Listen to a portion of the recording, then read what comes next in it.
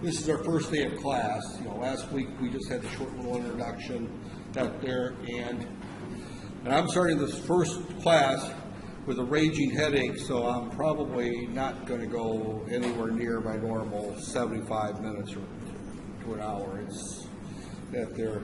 Matter of fact, my wife was supposed to pick up some medication for me, and she said the pharmacy was out, so I got to go to another pharmacy on my way home to get something for it there. So, with that said, I'm going to kind of start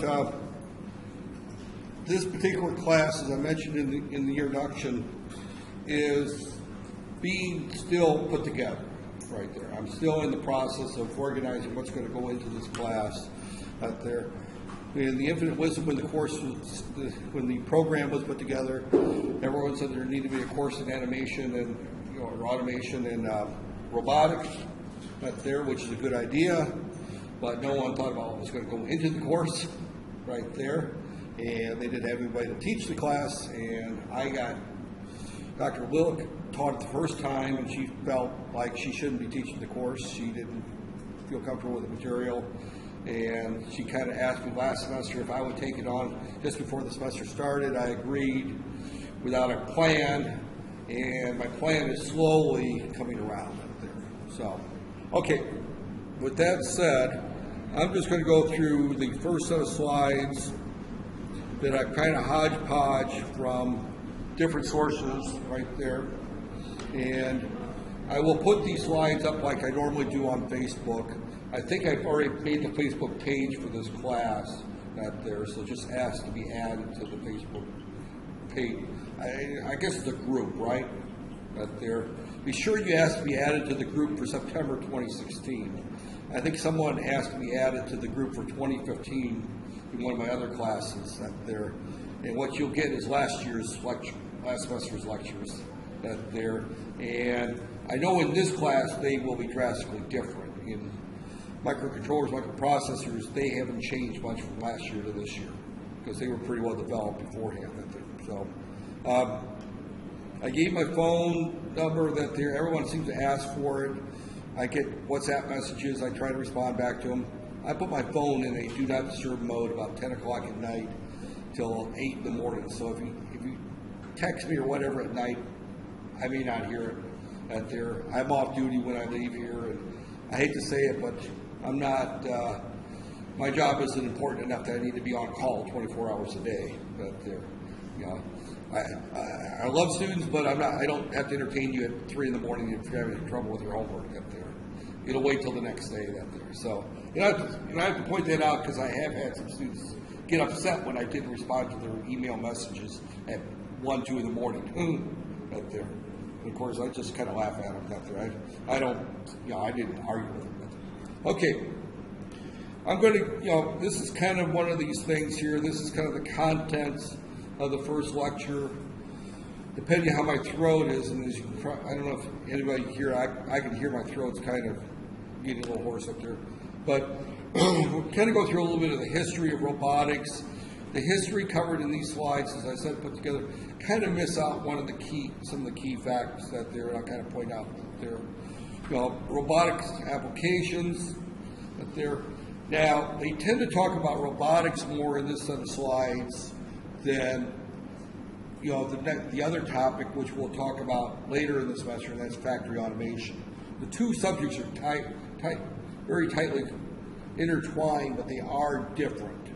Because when we look at robotics, it is a much broader topic today than it was a year ago.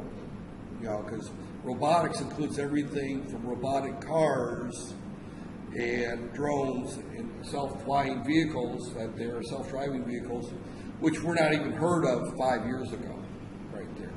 So, outside of military applications at least, right there. So, I mentioned a little earlier, we moved rooms. That room is too hot, that there. So I don't know. I didn't have a pin to write a note on the board, but you found this. So I mentioned before that I will spend some time in this class, and maybe beyond what these slides cover, talking about the social and economic issues of going with factory automation and robotics, right there. Robotic autonomy, work volume, we won't get into that there. configuration and workspace, actuators. Now we're starting to get into the actual robots themselves, and we won't get into that today. And before I get started, I am not planning on meeting this Friday afternoon. I don't have a lab scheduled, so this Friday afternoon I'm planning on not meeting. Is that fine with everyone? If I feel that I need to make up classes, I may start recording lectures and tell you to watch them on your time. But Friday afternoons I'm going to kind of reserve for lab times. Okay, right there. And actually, I probably should meet this Friday since this lecture is going to be short. But aren't we scheduled? This is the class that's scheduled Friday from 3 to 5, right? Yeah, I say. So, and it's according to the schedule, that's supposed to be our lab time, right there.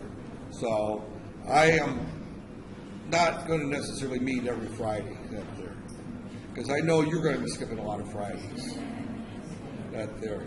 So what I may do on the Fridays that I don't have actual physical labs, I may just record a second lecture on like a Thursday or so, and I'll just record it and post it, and you can watch it on your time.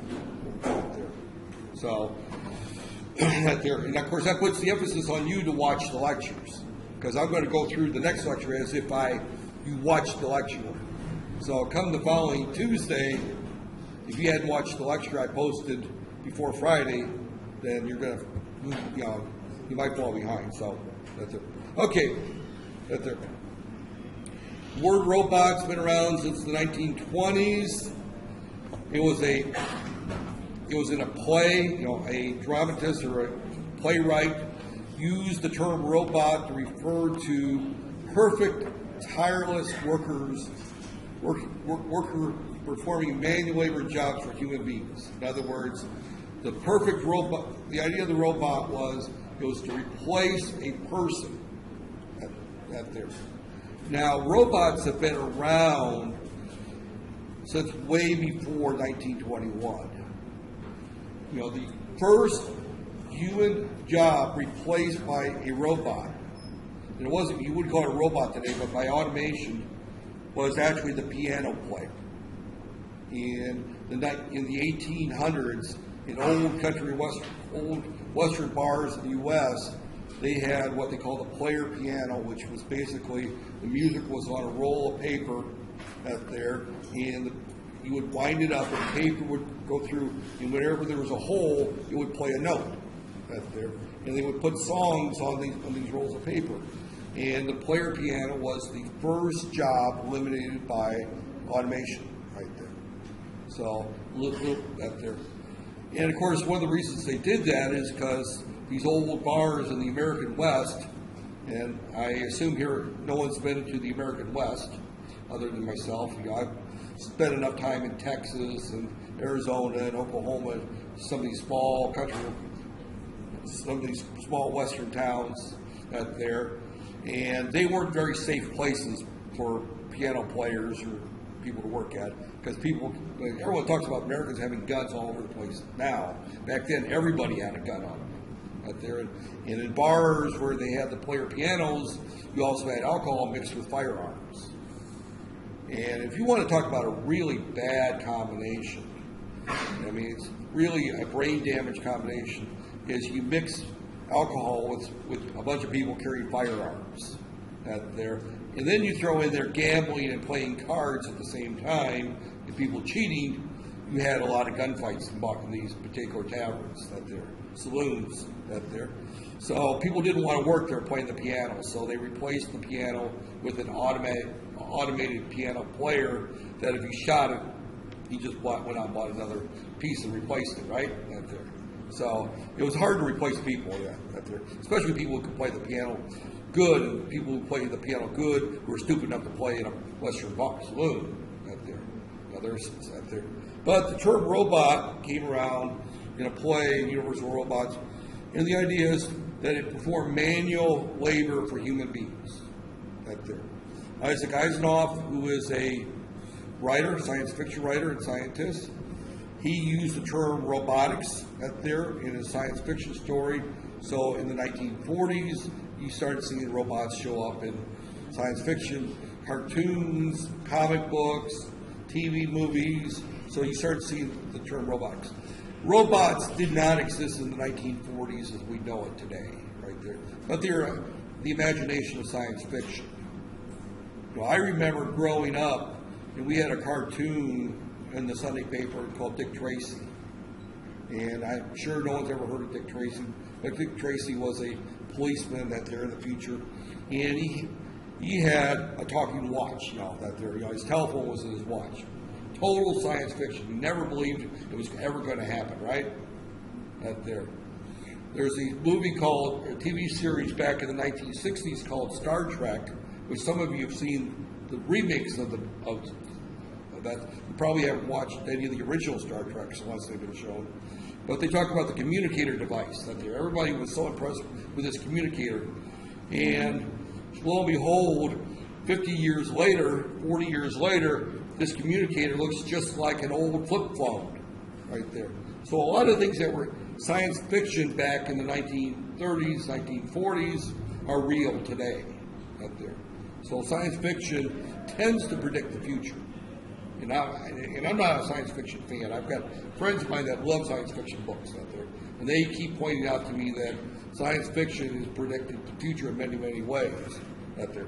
So robots were imagined back in the 1920s by Kapchek, Eisenhower in the 40s, really kind of fine-tuned what they thought robots could do. And today they're doing it right there. So again, the term for a robot is an automatic device that performs a function normally ascribed to a human being. Now, there's a wide range of robots out there. I consider, my wife has got a bad back, bless her heart.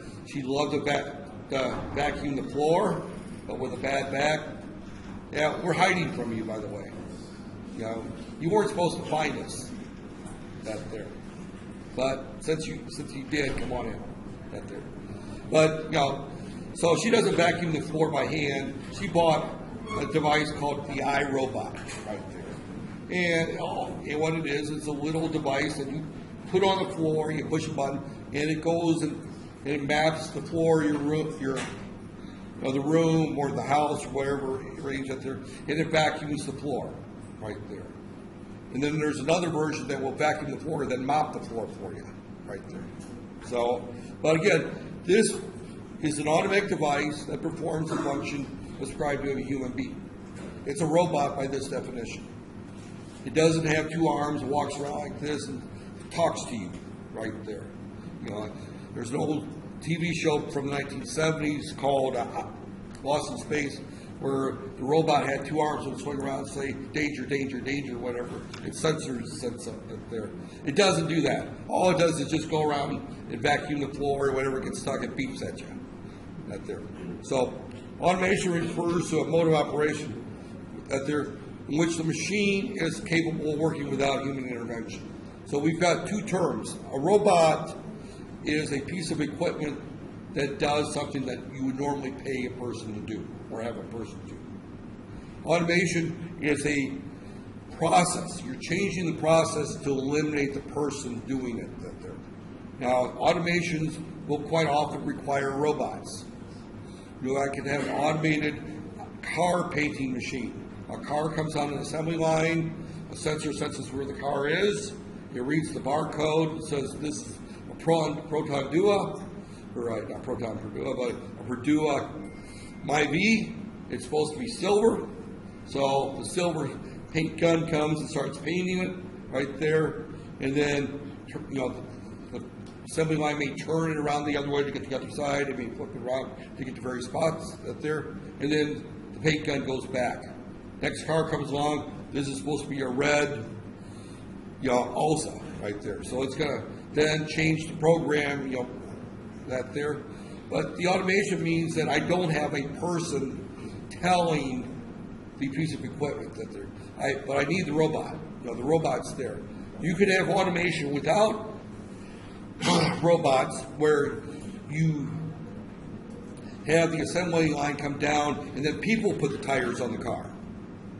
You've still got automation, is that you're automating the process of moving the car down the assembly line, stopping it, giving the person instructions on what to do. So here, most of the time you try to combine the two. You want to eliminate people as much as possible when you go into the automation and robot mind, that thing. And that, of course, that affects the social, the economic thing is that when we go into robotics and automation, our job is to try to eliminate people. When we eliminate people, we eliminate jobs, right? And that has a bearing on society. We've talked about some of those last time. We'll talk a little bit more about that there. But again, there. So we've got automation is regarded into two types. I have not gone through and looked at these. Fixed automation means that this machine is going to do the same thing over and over again, and we can't change that.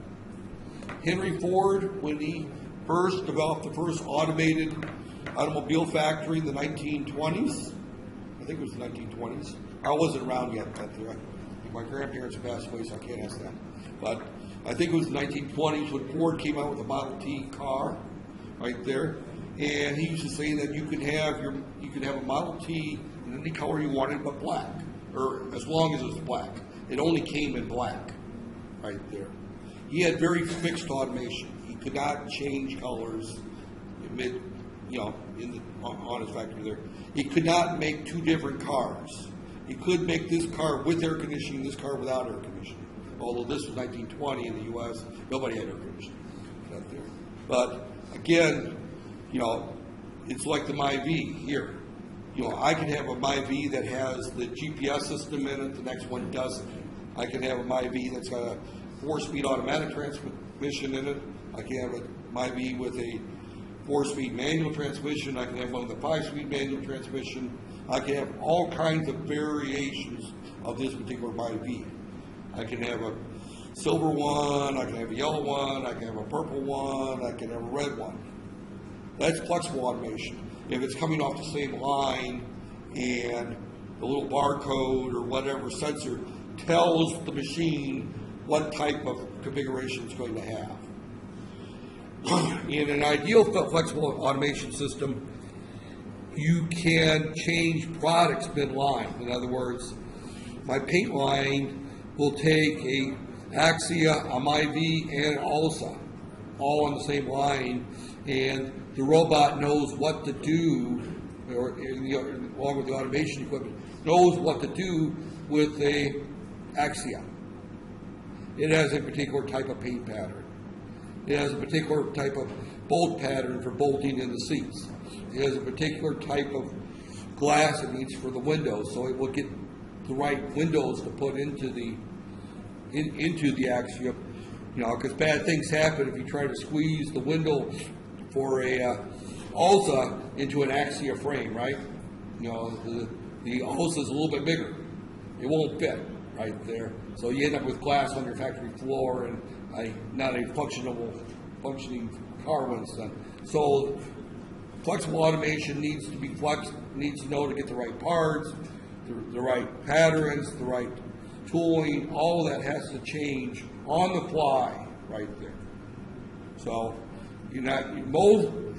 I would say probably 15 years ago, flexible automation was pretty much a dream.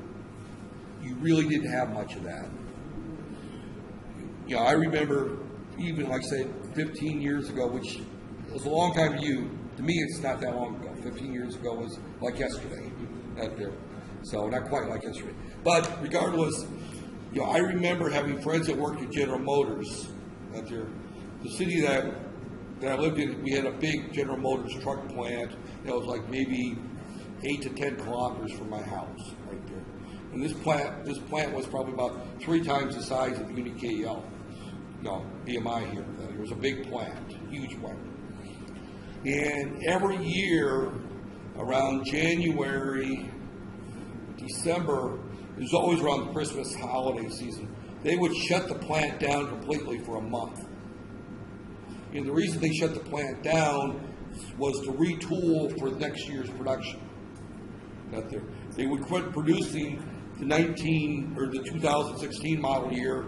Now we're going to the 2017 model year. So the 27 model year has different headlights, it has different shaped body, it has different out there. And General Motors and Ford and Chrysler, the big American automobile factory companies, are probably the stupidest people on the planet when it comes to planning industrial out there, because they changed things that don't need to be changed every year just to make them look different in order to sell a new model right there. Malaysia, I don't see quite that brain damage in corporate structure, because this year's My-V looks pretty darn close to the one 5 years ago. In other words, if it's not broken, why fix it right there? But if you look at a Ford Taurus and look at a 2016 Ford Taurus, 2017 might be out, and you look at a 2014 Ford Taurus 3 years earlier, 2 years earlier, the cars are completely different.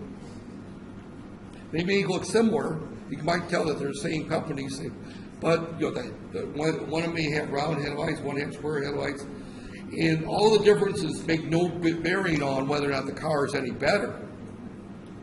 But it means that they have to retool for all new doors, all new fenders, all new headlights, all new transmissions, everything. And then when you want to go buy parts for it, you got to go to the parts and say, I got a 1989 Plymouth Duster with a 2.6 liter engine in it, 3-speed transmission, and then they go through and say, all right, this part will work with your car, but if you had the 3.8 liter engine, you need this part right there. So even within the same model year, the parts are different. Right there. It's a real major pain in the neck. You know, and that's why in the 1970s, a lot of the American automobile manufacturers almost went broke. Right? Well, matter of fact, General Motors did go broke a few years back because they do stupid things like that. And I'm not corporate leadership, but I can see stupid when I see it up there.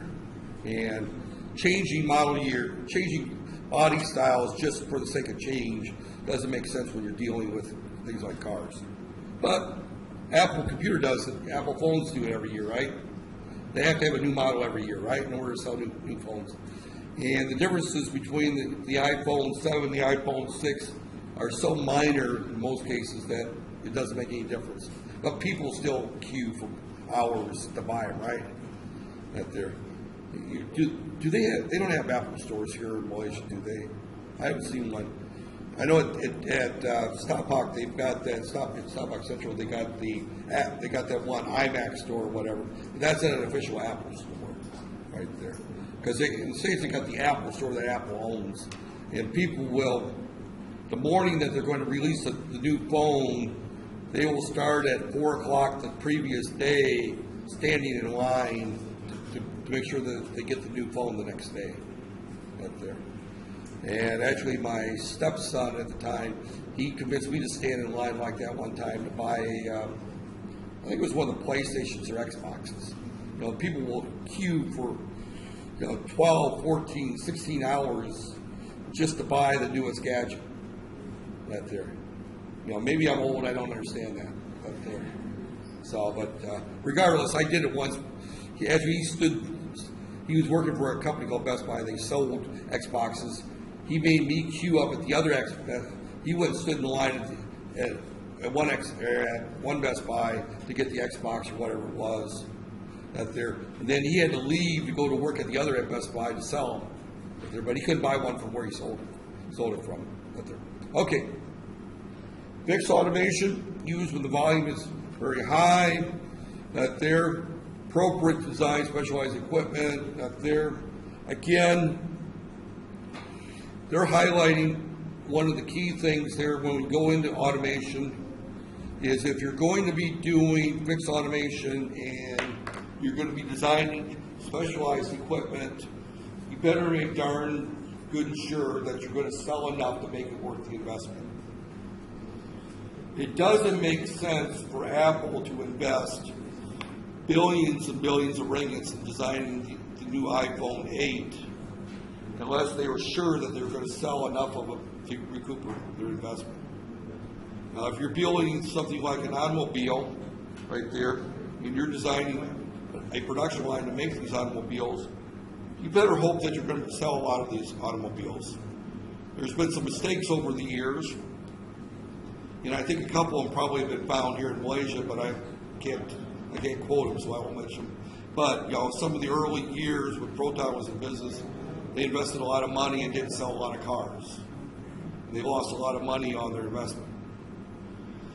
I know in the U.S. we had a model car, Ford made it, called the Edsel, and actually it was a really nice car, but people didn't like it. People hated that car for some reason, and they couldn't sell it.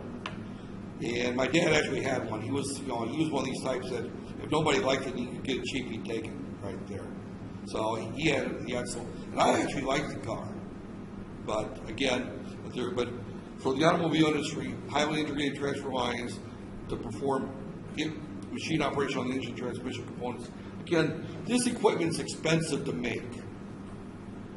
You don't, when you design a robot to put together an automobile and program that robot, you're not making a lot of the robots. You may be making a lot of the cars, but that piece of equipment you make in your factory automation, you don't make a lot of those right there. So you have to make sure that it's worth it to make this equipment up there.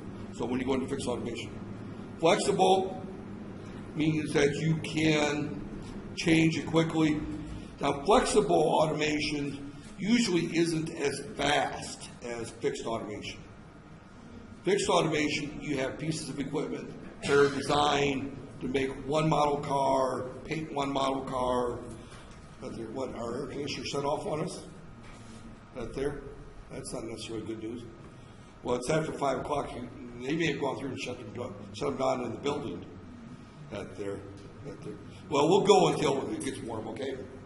That there. So I don't know how I'm doing on time, but when we look at fixed automation, everything's geared to be optimum for that one product, that one line. As soon as we don't make enough of that particular model, then we go to the mid-range production. Then you have to go flexible because the same assembly line is going to have to manufacture 2 or 3 different models. And I'll be real blunt and honest in saying that Purdue doesn't make nearly as many cars as Ford Motor Company or General Motors. So Purdue has to have more of a flexible production system. Even though they only make, what's Purdue make now? 4 models, the Axia, the MyV, the Alsa. Do they have a sedan they make as well? Or is it just those 3? All right, come on guys, you're our car experts. How many different models does Purdue make? I only know the 3. The Axia, their new one, their small one. The MyV, and the Alsa. You can't tell they don't make anymore, do they? What? The Viva, they're still making the Viva? Or was that replaced by the Axia? That there. All right, they make. We'll say they make 4. Okay, that's a good guess. I can only think of 3 that's in current production, but that there. But there's probably one that we're not thinking of. That there, or the Viva's still being made and we don't realize it. But they're only making 3 cars. General Motors probably has 20 models in their line right there. So right there.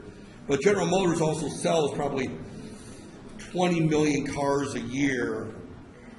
Purdue is probably going to sell 50,000 cars in 1 year. I mean, you don't sell, there's 30 million people in Malaysia, right? Roughly right now, of which only half own cars. Because when you look at a family of 5, you probably got 2 cars right there, right? Maybe 3 cars. Now, there are some older families, like your family, where it's mom, dad, and 3 older children that all have cars, so you may have a family of 5 with 5 cars. But most of the younger families, you're not buying your 3-year-old a car yet. Out there. So, but we'll say that there's 10 million cars in Malaysia today, right there, of which half are probably local made. Out there. So now you're down to 5 million out there. And how often do they get replaced? Once every 5 years? Yeah, maybe. Less often, more often? Yeah, that there. I drive cars until they fall apart. That there. So I've been known to drive cars that are 15 years old. But I also had an ex-wife that bought a brand new car every other year. hence the reason for X, right there. I couldn't afford her, that there.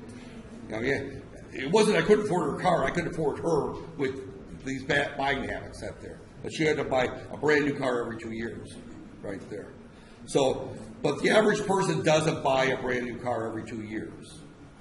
So when I look at the market for Peruduas, I'm looking at probably 100,000 cars a year, divided by 3, or we'll say 4 production lines. So you're talking 250,000 of a particular model per year.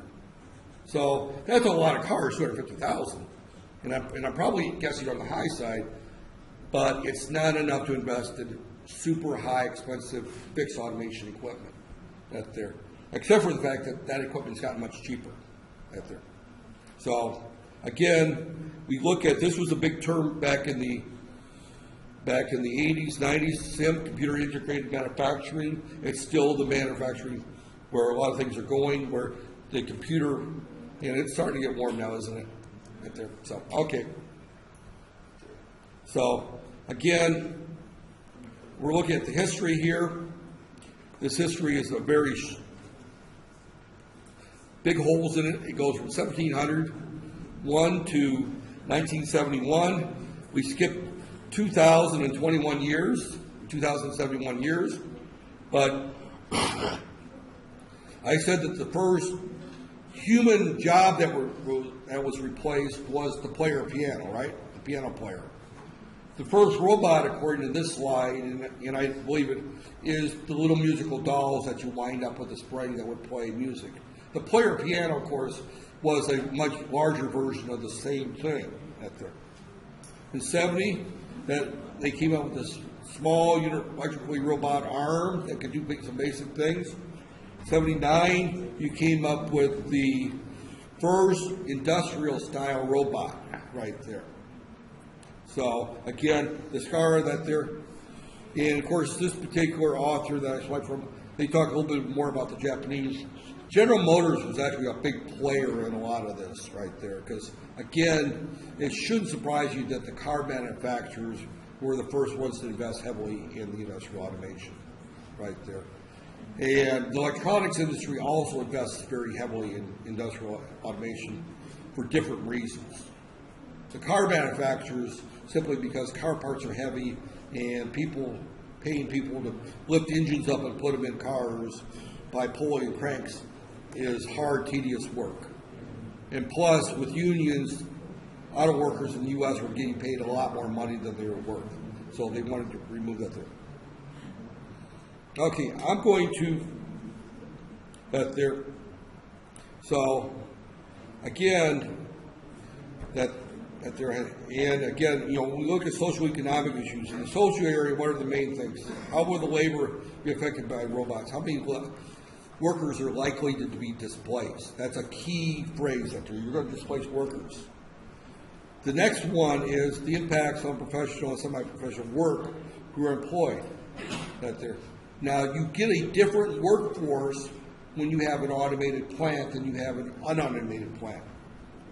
If I'm running a plant that processes palm oil, for example, and it's all run the old-fashioned way where the berries are picked out on the palm plantation. They come into a truck, they're unloaded onto a conveyor belt, and then I have a machine that stamps it and squeezes the oil out, versus a completely automated plant that the trucks unload and then a automatic loader fills the conveyor belt. It then goes into and you don't have any humans in the process. You have a different set of workers, different skill set, different pay. You still have workers because you still have to have people that program the plant, that do the maintenance, that watch to make sure that the production lines running smoothly. You still have workers, but you have fewer, and they are different types of workers.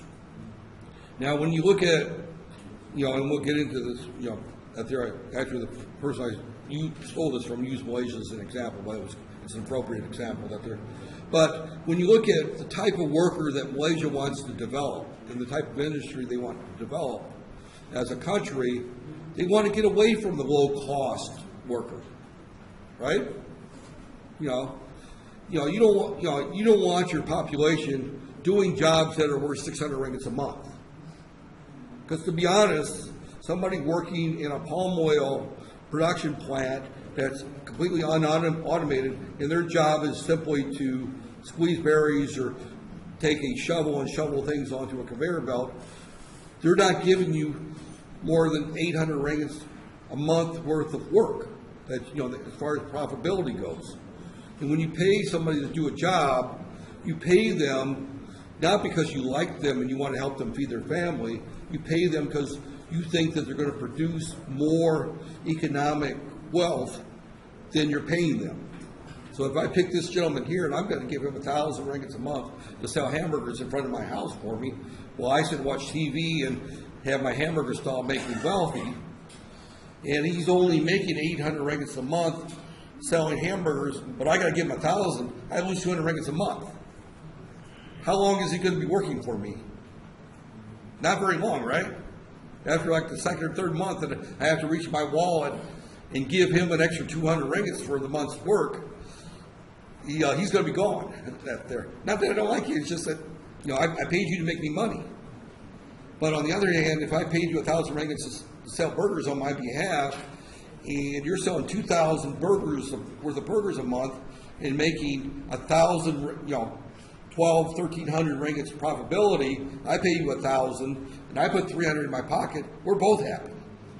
So that's the key thing there, is that when you look at palm oil production, for example, palm oil sells for the same thing, whether it comes out of an automated plant or out of a hand-milled plant, where you actually squeeze the berries out by hand and cold press them and get the oil out by hand. So, so the whole idea is you reduce the production cost. And if you can reduce the production cost by reducing the number of workers, and they're higher skilled workers, you can afford to pay them more. Now, if he's selling 6,000 ringgits a month, I could pay him 2,000 ringgits a month. All right? He's making me enough money that I can pay him more. So again, when you look at workers that support an automated plant, these workers tend to get paid more because they're producing more economic impact with their labor than the person who's doing it by hand.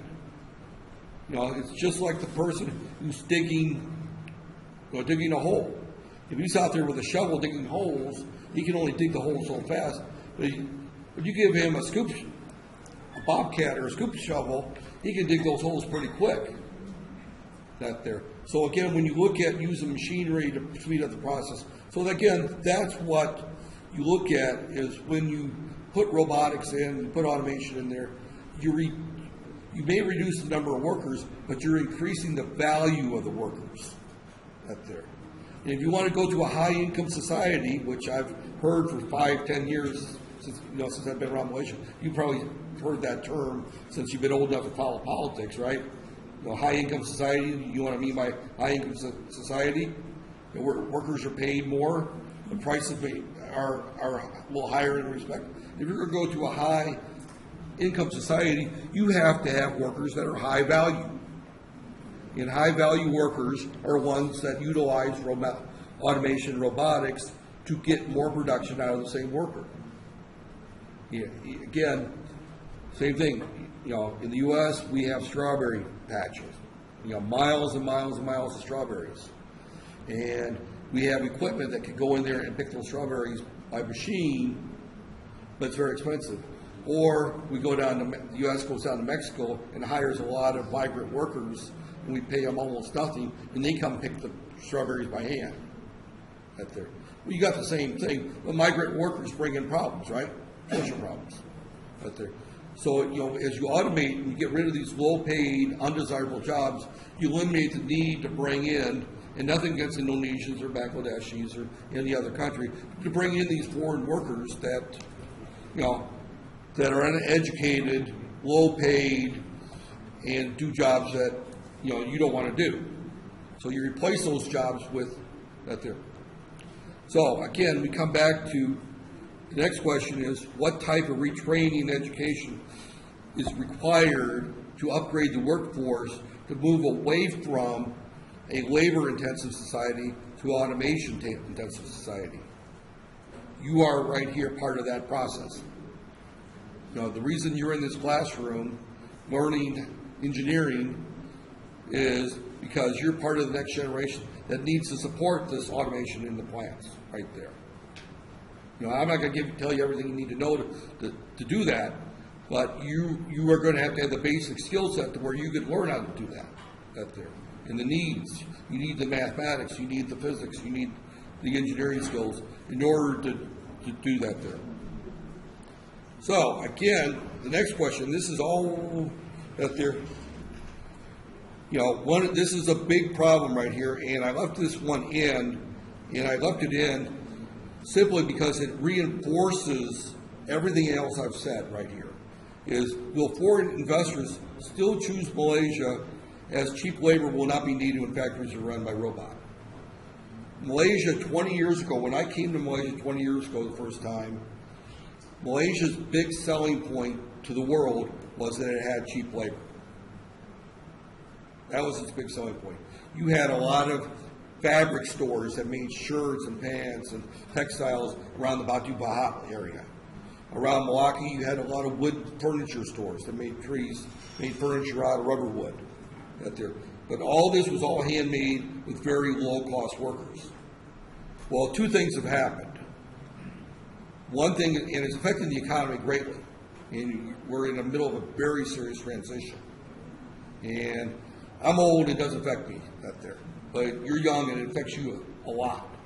Is that one is cheap labor is being replaced by automation. So nobody's going to build a factory in Malaysia because there's cheap labor. One, they don't need the cheap labor because they can build robots to do it faster, quicker, more accurately, higher quality, cheaper So they don't need the low labor in Malaysia. Number two, you're not cheap anymore. Malaysia's not cheap. I will be you know, comparison to the U.S. and Canada and Europe, yeah, you're cheap. But Vietnam beats you out on prices. If you want a cheap worker, I'd go to China and hire 3 people for the costs. I could hire 1 local Malayan or Malaysian right there. Now, I'm not counting the Bangladeshi foreign workers that you bring in because they're cheap to replace what used to be the cheap Malaysian workers. But I'm talking about local, grown Malaysian workers. You're not cheap. You're not willing to work for 500 ringgits a month anymore. And nor should you. I mean, what kind of lifestyle do you have on 500 ringgits a month? You know, the Bangladeshi worker will come here and work 500 ringgits a month because he can't make that back home. But you have other options. So if factories are going to be competitive in Malaysia, they're going to have to grab on to the automation, and you're going to have to provide something that they need, and that is a workforce to support these automated plants. Relatively inexpensive workers in comparison to the U.S. and Canada, but you still need to be on the automation side. You can't rely on cheap labor anymore And that's why this class I consider a very important class. And again, I'm old, it doesn't affect me You know, I've finished my working career. My retirement savings is locked up and put in the bank. I could quit working tomorrow and be happy You know, I don't need to, you know, But you know, most of you are right around the 20 to 22 range, right? Which means you probably have got another 35 to 40 years on the job market. Scary, isn't it? Scary. And we don't know what is going to happen right there in the future right there. So, and then the last slide I'm going to talk about today is 90% of the Malaysian industry is in small and medium So again, we're at the point that, and this is a tough one and this is kind of one of these issues. I stole this slide and I left these in there, but these are viewpoints that are very near to my heart and I hope I don't step on any political toes Right now, Malaysia's at a point that the local grown industry in Malaysia is still predominantly in the small industry. Malaysia doesn't have General Motors. It doesn't have LG or Samsung or any of these large multinational companies out there. Most of the locally owned companies in Malaysia are still in a very small group out there. And because robotics and automation is a relatively expensive venture in building these plants, you have to look at the fact that you have to do it as cheaply as possible in order to compete with the big boys. Because, quite honestly, if you want to become truly a high-income society, you have to have the companies that compete with the big boys. You have to have the washing machine companies that are, what's that one in Penang, Pensonic, that they're the local, that they're, and, to be honest with you, Pensonic, which is a copy of the name Panasonic, but Pensonic stuff, I've bought several of them, that they're, it's basically junk, right? That they're, hopefully nobody who works for Pensonic is going to sue me, but I'll just stick to the facts. I've bought 4 or 5 pieces of Pensonic equipment, fans, and hookers, and things like that, and they've all broken within the first year. So we'll just leave it at that, and you can judge the quality based on my personal experience right there. So you're not going to compete with Panasonic with that type of quality right there. So in order to compete and for your local companies to become internationally known companies, you have to have the type of quality control that only automation brings. That's why automation and robotics is critical. You cannot be hand machining a whole bunch of cases for rice cookers and then wiring them, having 200 people sit there and wire these things by hand and expect them to all work perfectly and not miss places where the wires get cut because you didn't put the right rubber gasket in, or the gasket didn't get seated properly, where a machine will get there and seat it right the first time every time. So you end up with this whole issue here that automation, you have to compete with companies that are using automation by using automation. You can't compete with them by using hand assembly. The exception is if you're competing with Rolls-Royce and you have the kind of craftsman that can sit there and make a car beautiful because the guy, your workers are sitting there and they've done, staining wood dashboards for 30 years, and they'll spend 3 days staining one dashboard to look beautiful. Unless you're building the Rolls-Royce type material you can't compete. Somebody like Malacca Woodworks that does excellent woodworking, for example, and even then they use quite a bit of CNC machine for their initial. They're making craftsman type products, but mass production type products, you have to be producing quality products So with that said, I'm going to kind of wrap this up because my head is starting to explode right there. And where is here is my thing. Only 48